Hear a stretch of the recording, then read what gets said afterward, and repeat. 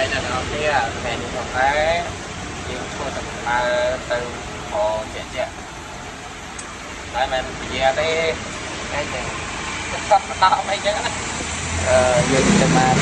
thì mà chân đây ở đông tuôn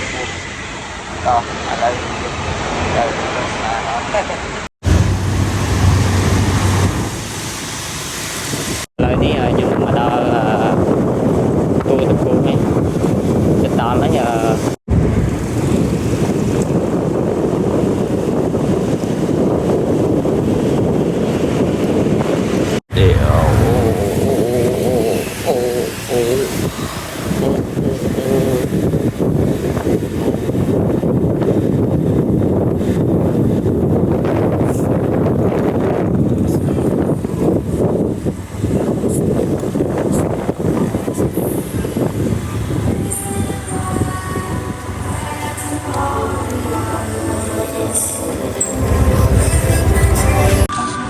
bạn mà đó lại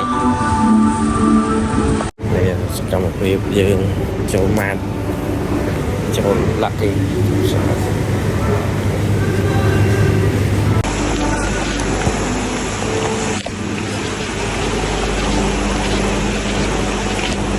mà này ở miền từ nhằm sợ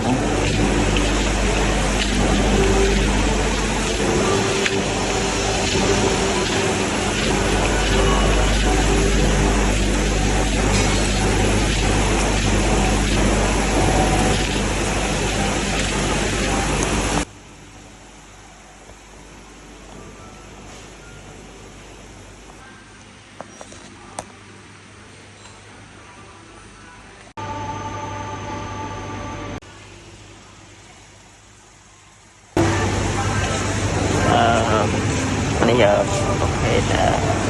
thương chân lại đi lộ phương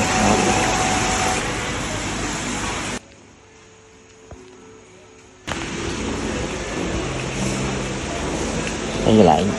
ta bật hơi